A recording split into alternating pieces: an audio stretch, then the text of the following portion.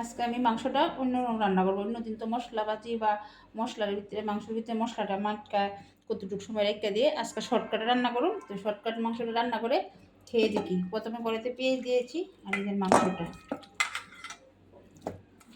আপনার কড়াইয়ের ভিতরে একসাথে মেখে রান্না করব। আদা, জিরা, কাঁচামরিচ, শুকনো লঙ্কা, পেঁয়াজ একসাথে গ্রাইন্ডার করেছি। পরিমাণ মতো লবণ দিয়েছি, জিরা ধনিয়ার গুঁড়া,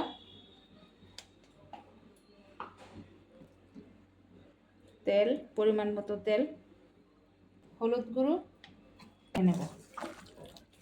সেটা মেখে নিয়েছি।